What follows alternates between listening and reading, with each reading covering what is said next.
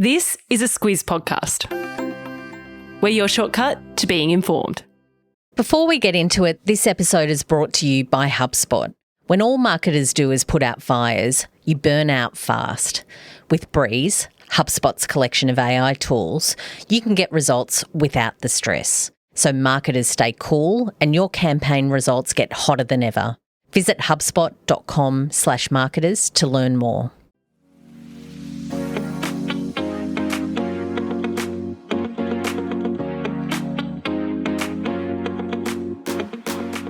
The Weekly Wrap is the week in news and what's coming up. I'm Andrew Williams. And I'm Claire Kimball. Happy election campaign, Claire.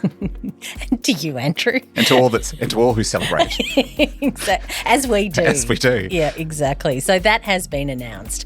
We'll get you to the starting line of a federal election 2025. Also the budget this week. There's been tax cuts, fuel excise cuts. It's all happening. And a huge story from the US about a journalist joining a top secret chat group. We'll get you across all of that. And there's been a big announcement about the 2032 Brisbane Olympics as well. Plans for the stadiums, or is it stadia? Let's just call them venues. Stadia. Stadia. Andrew, you've got a TV recommendation as well. I sure do. Looking forward to sharing that with people. So let's get into it.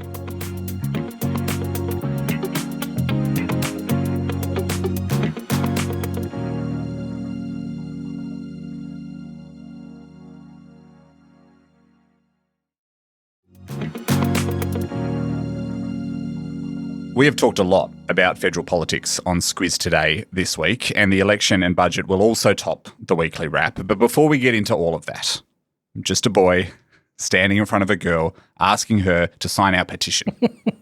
It's very sweet, Andrew. I've signed the petition, so this girl is covered off. Excellent. But we're giving you another chance to push towards our Squiz Kids Newshounds petition. We're calling on our federal politicians to support this world-leading media literacy campaign for primary age kids. You may actually be a chance to get Hugh Grant on board Newshounds. He doesn't mind a bit of media literacy. As we record this, we've just ticked over 7,000 signatures. Hugh Grant not amongst them yet, but we are aiming for 10,000. So that is when it starts getting some real traction and people start to go, okay, people really care about this. Yeah, it's a bit of a numbers game. People being the politicians are the ones we want to pay attention to. So 10,000 is a bit of a number. I know that Squizzers will come to the party and help us do that. And now that we're in an election campaign, we need your help ASAP. Yeah, because you, Bryce Corbett, Kate, of course, have been meeting with politicians and departments and advisors for about 18 months now. I'll just take a deep breath. This is a list of people that you've met with: the PM, the Treasurer, Jim Chalmers, Communications Minister, Michelle Rowland, the Education Minister, Jason Clare, Coalition Leader, Peter Dutton, crossbench MPs, senators. I don't think there's anyone in government left that you haven't met with at this point. We really have done the rounds, that's for sure. That's quite the list. Yeah, it is quite the list. So your signature on that petition, we haven't got the funding after all those meetings. We really would like it. If you could help us, just show these people that you care about it. We'll put the link in the episode notes. If you could help, that'd be great. Yeah, that'd be great. And speaking of election campaigns, it's on. Here we go. Yeah, here we go. So there were only a handful of dates left for Prime Minister Anthony Albanese to pick from because the election had to be held by the middle of May. So 3 May it is. And look, the Prime Minister's a bit of a traditionalist when it comes to political processes. It's quite unusual, though, for an election to be called on a Friday. It's usually a Sunday thing in recent years. That's sort of how it's gone. It's my memory of it for sure. And also very unusual for it to be an early morning exercise, that trip from the lodge into Government House at Yarralumla. That was done very early on Friday morning as well. So, yeah. Doesn't really matter, but just pointing it out. I guess it does raise the question, if you are going to break tradition, why break tradition? So is there a reason to do it? And there was some reporting that it was to stop Peter Dutton and the Coalition from stealing the news cycle away from the government after his budget in reply address that he delivered on Thursday night. Yeah. I know, certainly around where I live, people could not stop talking about the budget in reply Parading address. in the streets. A real talking point. Was last year. So, really shutting down that conversation. Look, it's just a bit funny, isn't it? We certainly live in our own bubbles. The Canberra bubble is very real. If they thought that was a major, major strategic move, look, maybe it was. I don't know. But, it seems like a bit of an insider thing. Yes, a little bit of tactics, a little bit of mind games. And I guess that Canberra bubble that you mentioned, we're all going to get exposed to that bubble as it bounces around the country over the next 5 weeks, which is a pretty brisk election campaign. It's the straight up and down 33-day campaign. Yeah, that's about as short as you can do. Yeah. So to start us off with what happened this week, the federal budget was delivered by Treasurer Jim Chalmers on Tuesday night. And as I mentioned, Peter Dutton has now delivered the coalition's reply on Thursday night.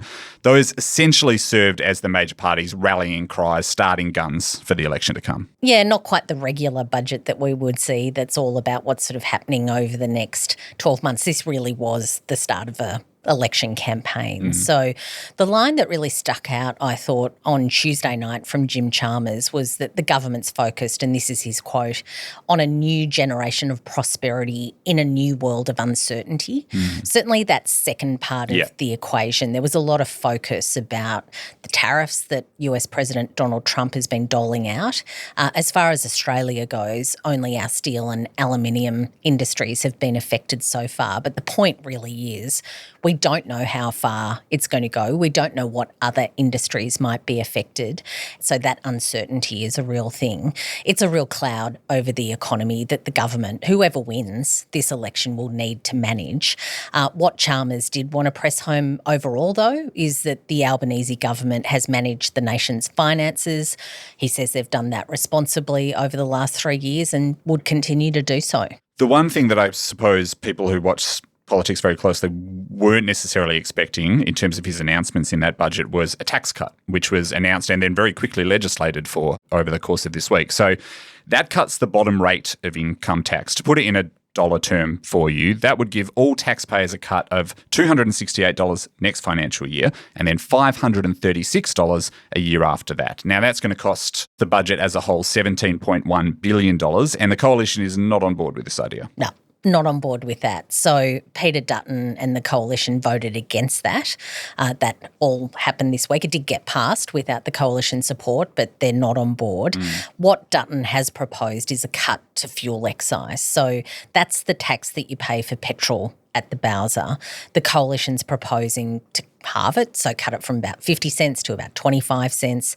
They say that will save you about $14 a week. That's on the assumption that you fill up your car with about 55 litres of fuel every week. Which obviously is going to apply differently to different people. And it will see the government forego about $6 billion in revenue over the year. So those are a couple of the things in the budget round that we thought were worth calling out. There was a lot more, of course, but the bigger theme as well to look at here is the overall position of the budget. And this is something to keep in mind as there are going to be election promises made. There's going to be spending promises made in the coming weeks.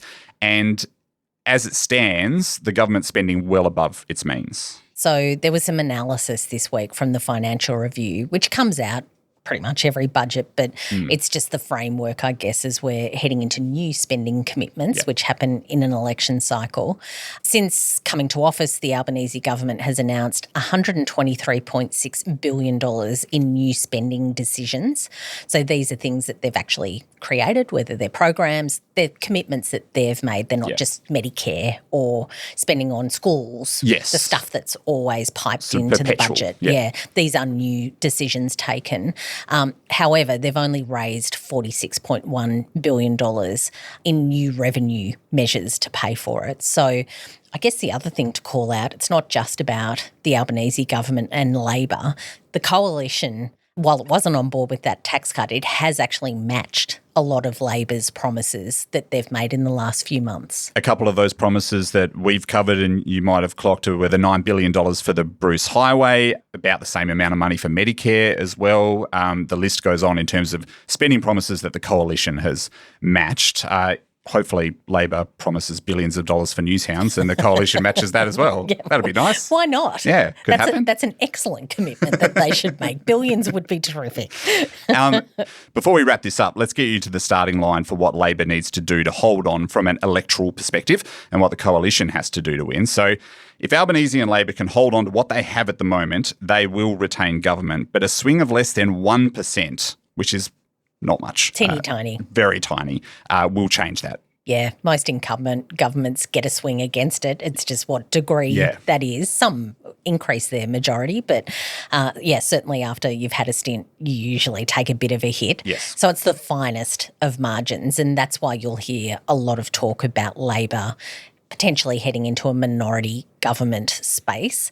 For Dutton, though, and the coalition to win, they need an additional 22 seats, and that's a huge ask. Yeah, it's a big challenge for them as well, particularly to get to that 76-seat number. That's going to be the magic number that they need to get to govern in their own right. That's a lot of seats to get there. So the other factor here is this large number of independents that we currently have in the parliament. Depending on what the swing does, how big it is, the coalition could also be in a position to have a minority government of their own if they negotiate with those independents. It could. Yeah. It's an exciting one. Yeah, it's going to be very interesting. And of course, as Kate and I have talked about quite a bit too, fewer people voting for the major parties as their first preference. So we'll see if that trend continues this time as well. So there's a lot of interesting points in all of this. As for the policy positions, we'll put the politics to the side a bit. What are they actually promising? What Prime Minister Albanese says is that he wants to continue the job of building, this is his quote, building an Australia where no one is held back and no one is left behind. I actually think he said that on our podcast when he came and recorded with us. I think he used exactly that term. Yep. Peter Dutton says that the country is at a turning point, that our standard of living has fallen over the last 3 years under the Labor government. He says that he's the guy to make the tough calls. So that's the rhetoric from the two major parties. We'll obviously get into all the policy details in the coming weeks. So if you've got any mates that maybe just want to keep up with what's going on, send them our way.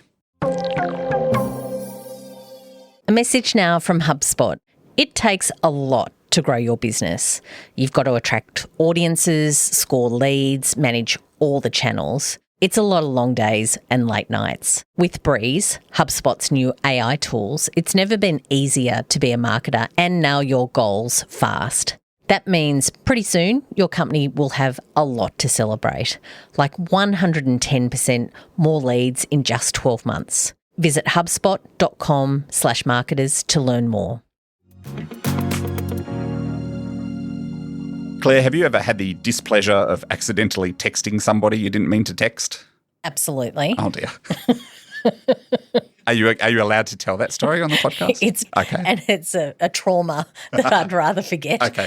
I think. Let's not explore it, but I reckon there aren't many worse feelings. So think about that feeling and now extend that feeling to a really grand scale, and you've got something along the lines of what happened in the US this week. So we are talking about the story that a journalist was included in a group chat with very senior US officials on the messaging app Signal, and that chat was created to discuss plans about the bombing of the Iran-aligned Houthi rebel group in Yemen. So that group chat was instigated by the White House National Security Advisor. His name is Mike Waltz. He added a bunch of people to this group chat, including the Secretary of Defence, Pete Hegseth, the Secretary of State, Marco Rubio, the Vice President, JD Vance. Big names. Some very big names. And you mentioned Signal. It's like Meta's Messenger or WhatsApp.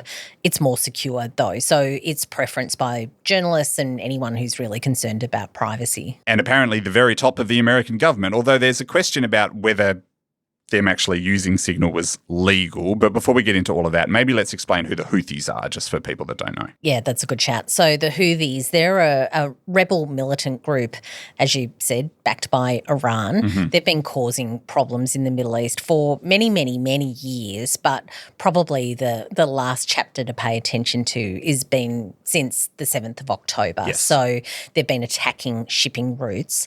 The Trump administration had promised to take a much stronger line against the Houthis in that region to keep the shipping lanes open. Yep. They had been very critical of the Biden administration and the actions that they took or didn't take there to do that. So a fortnight ago, there were airstrikes launched on Houthis in Yemen, the first of the Trump administration. They killed 53 people in Yemen. And the reason that those strikes made, I guess, an extra level of news is because they were being discussed on this group chat that also happened to include a journalist, as we said, accidentally. His name is Jeffrey Goldberg. He's the editor-in-chief of a magazine and a website called The Atlantic. He was added to this chat and was very soon reading the messages in real time of these senior figures in the US administration, about as senior as it gets. The only person that wasn't on it was Trump in terms of seniority.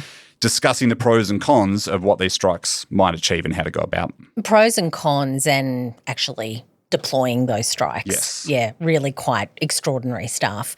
The details broke mid this week, though, even though that strike happened a couple of weeks ago because Goldberg wrote it up for The Atlantic. He said that he thought it was a hoax at first, that there was definitely patterns of, Russian Interference, activists, trying to get American journalists on these sort of group chats, and they report it and then they're massively embarrassed and it's a whole thing. So, Goldberg was really conscious of that, but he said that when he saw everything that had been discussed by these people in the chat called JD Vance Yes.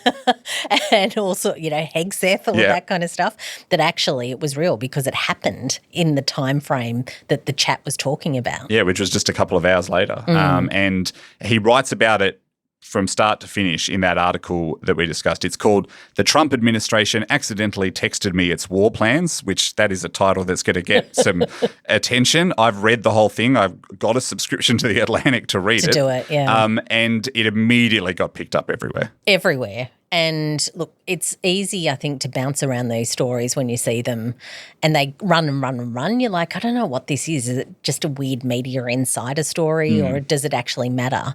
But there are very big questions when it comes to security, when it comes to how the Trump administration is actually sort of administering itself and how it's conducting itself when it comes to really secret things.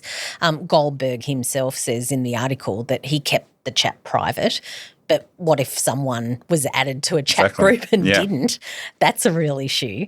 The other question is why they weren't on a more appropriate platform. What does that actually say about the Trump administration's relationship to the government? Exactly. And while there are a lot of questions, the Trump administration wasn't really for answering them this week. Officials in the administration significantly downplayed the importance of the messages, and while Waltz, the national security advisor, as you mentioned, he took full responsibility for adding Goldberg to the chat in the first place, they said there was nothing classified shared on it, and they've criticised Goldberg for even writing the story. Yeah, shooting the messenger, I think was one of the headlines I saw. Yep. We'll add that link, Andrew. You've read it. I listened to it. I've got an Atlantic subscription. You can also listen to it if you want. It is like you can get a free trial, I think, to The Atlantic as well if you want to. Where that moves to now is there's calls for an investigation. So we're not done with that one yet. Andrew, let's talk fires in South Korea. This is not a country that I would associate with fires. And my understanding from reading stories about the fires that have been going on there, which are their worst ever, is that they don't associate themselves with fires. It's pretty rare. Not at this scale. In South Korea, certainly not at this scale. And to give you an idea of that scale, at least 27 people have died and hundreds of buildings have been destroyed in the southeast of South Korea. About 40,000 people have been evacuated. And authorities reckon that these wildfires started by accident from human activity, but the reason they've become so big are particularly dry and windy conditions. Yeah, so the affected areas have only seen about half their average annual rainfall. The country's disaster chief says that the fires have exposed the harsh reality of global heating.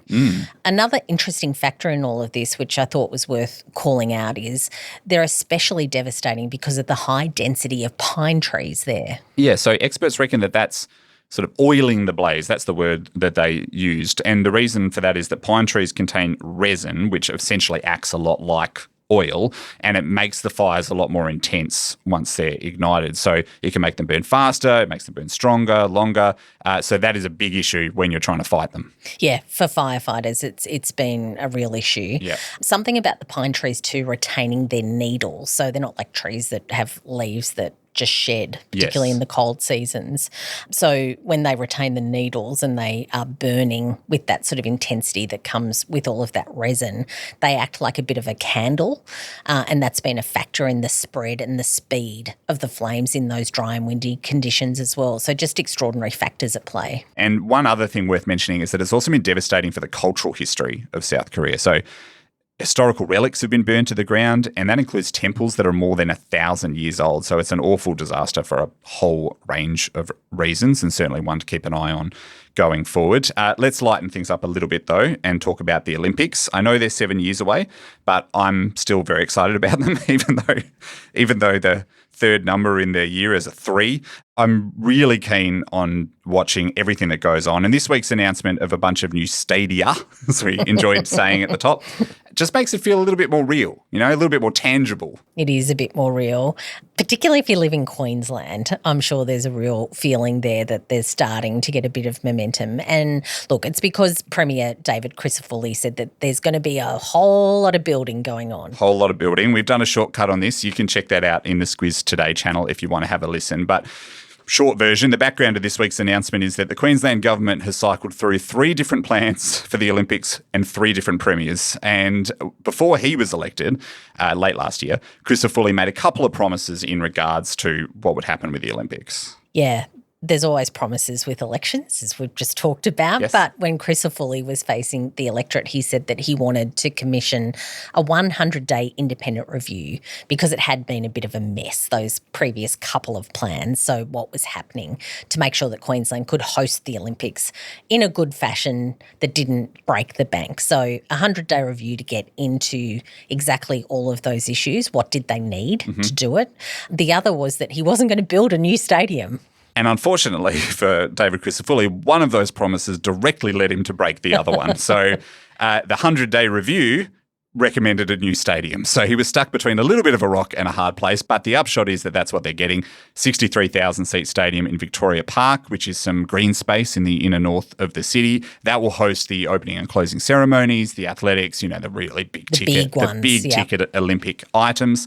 And there's also going to be a 25,000-seat aquatic centre built in Spring Hill, which is near Victoria Park, but they won't be part of the same precinct. So we've gone from no new venues to multiple new venues being built. And look, there are plenty of people who aren't particularly happy with that plan. Crisafulli, though, says it's the only option that they have. The other thing about all of this, there's all sorts of commercial deals being done, whether the AFL chips in some, whether other codes potentially to use some of that infrastructure.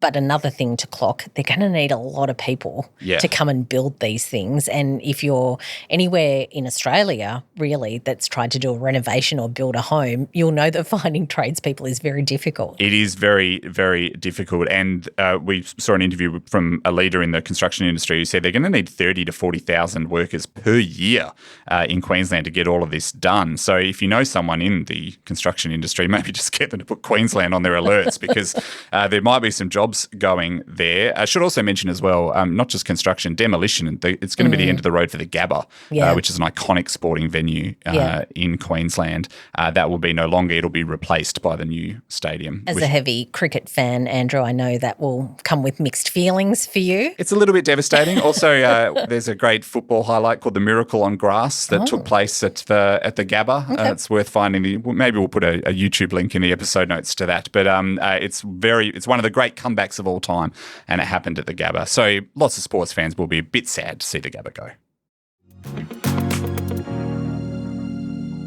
Let's look at what's coming up, other than an election campaign, of course. Today, many of Australia and the world's best athletes will be competing at the Maurie Plant meet in Melbourne, including Gout, who is running in the 200 metres. We've mentioned Gout just recently on the weekly wrap. He's the 17-year-old. He holds now the Australian record for the 200 metres. He's also a sprinter, a 100-metre runner. And he broke records there too. Very exciting what he's doing in this space. He's the only Australian to have ever run under 20 seconds for the 200 metres. That was back in December. He did. Unfortunately, it didn't officially count as a record because he had a very high-speed wind behind him, which enabled him to run faster. So there are rules around that. So it's not official, but still, he's one of the fastest youngsters in the world, and he will be definitely one to watch. A couple of the other big Aussie names to watch at that meet, Peter Bol in the 1,500 metres, and Matthew Denny, the Australian discus thrower who won bronze in Paris. Okay. Watch that. So this weekend as well, end of Ramadan, means that it's the start of Eid. That'll be a big thing for many people around. Yep, the celebration of the end of Ramadan, so that'll be big. On Tuesday, the RBA will announce their latest interest rate decision. Claire got a bet on this? Gosh. Got a prediction? No. As a noted economist? Kate was feeling very strongly last time that they were going to hold, but they went down. I don't think we're getting, to change interest rates in an election campaign is a whole thing. Yeah. So I'm thinking on my feet, hold. Yeah, okay. Yeah. As you mentioned, that'll be the last interest rate decision before the election. Indeed. So definitely a lot of eyes on it, no matter what they do. Speaking about politics and elections, a couple of speeches at the National Press Club in Canberra that might be worth a look. Yeah, it's a weird quirk of timing, this, isn't it? So on Tuesday, former Prime Minister Malcolm Turnbull, he's going to be talking about Australia's sovereignty and security in an uncertain world. That's his thing. He's not known for being a particularly big fan of Peter Dutton's, and I'm sure there might be a few questions from those assembled, the journalists there, what his views are on the guy who has taken the leadership of the party that he once used to lead. So let's stay tuned for that. On Wednesday, the Coalition Treasury spokesperson Angus Taylor, he delivers the traditional opposition budget reply address. So that's on Wednesday. And another good date to clock is April the 5th. That's Saturday. This is the deadline for the Chinese company ByteDance to sell a majority share in its TikTok app to a non-Chinese company. The reason that they have a deadline to do that is because they're trying to avoid a ban in the US. And we're mentioning it now because you can expect it to be in the news quite a bit over the next week. Yeah, who knows what we'll come to with Weekly Wrap next week, whether it's been a big news story, but certainly flagging for you that it's probably one that you'll see in the news this week. So if ByteDance doesn't find someone to sell to by Saturday of next week, there's going to be a shutdown in the United States. Certainly that's what the law there says, but there's been changes in the past, and earlier this month President Trump actually said that they're talking to a bunch of potential buyers and they could extend that deadline if those negotiations need to keep going. So let's see. Yep, definitely interesting one to watch. Anything else that you want to flag? Friday is International Carrot Day. I don't know if that means anything to anyone. It doesn't really to me, but carrot lovers out there might need to get organised. Yeah, there could be a run. There could be a run on carrots at the supermarkets. So beware of that. Let's talk Rex. That's what I'm calling this segment now because you've got Let's talk Rex. Let's talk Rex. Okay. Rex. I've got some sweet Rex. I'm going to start with a recommendation of a show on Apple TV. I was up very early this morning. I apologise, everyone. This is a show on Apple TV Plus, which, by the way, I read a report that Apple TV Plus is losing Apple over $1 billion a year. Oh, wow. Apparently. According to a report late last week. So that's interesting for them, but nonetheless, it does make some good television. Severance Season 2 has been a big one. Yes. Recently, kind of been a show of the moment. And they've just launched a new show called The Studio, which I've been able to watch. This is a satire of the movie business starring Seth Rogen. It's basically him as a studio exec, and he's trying to make the next Barbie, a big commercial and critical success, which is kind of the unicorn for movie producers. But he's trying to do it with Kool-Aid, which is like the cordial, the American cordial that has a slightly shady history. And it's got cameos everywhere. It's very funny, but it's also really well made. Like they do a lot of tracking shots. They film it really well. It looks expensive. I thought it was excellent. A little bit vulgar, so just be aware of that. Not for children at all. This sounds right down your alley, being an entertainment fiend and also a show about entertainment. So lots of in-jokes in there for me, but I think most people will enjoy it as well because it's just so well made. I need a comedy in my life at the moment, so that could be a good one. Thank you for that. I have a recipe recommendation for a lemon and ricotta cake. It's very simple. It's sort of nice in this weather that it's not quite hot, it's not quite cold. Something for your Saturday or Sunday. Just get into that. Yep, ricotta. What a versatile ingredient ricotta is. It's magnificent. Indeed. Just before we finish, bit of housekeeping. Kate is starting her parental leave next week. I try not to mention this too much around Claire. I know. It's a whole does thing. tend to upset her. But Kate is very pregnant, so we gave her a leave pass this week, which is why you've got me. Yeah, we're very generous like that. So, yes, we did give her a leave pass. As she said last week, she's off for most of the rest of the year. So we will see her in 2026, maybe before. We'll see if we're going to twist her arm. It's great to do this with you, Andrew, and we'll see you on the weekly wrap from time to time as we go through the rest of the year.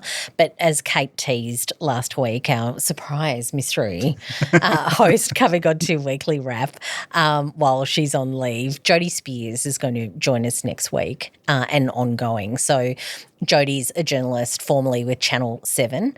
I have a deep connection with Jodie because she did the 5:30 a.m. bulletin every weekday morning.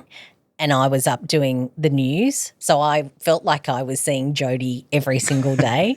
I met Jodie a long time ago when she was in the Canberra Press Gallery, and she's an outstanding person and someone who I admire and really enjoy spending time with. So I think Squizzes will too. Yeah, absolutely. It'd be great to have another accomplished news junkie join us. And she loves the squiz as well, doesn't she? She's a big squizzer. So yeah. One of the family already. Absolutely. On that note. And that's it for us this week. Have a great weekend. Thank you very much, Claire, for having me. And we'll all catch you next time.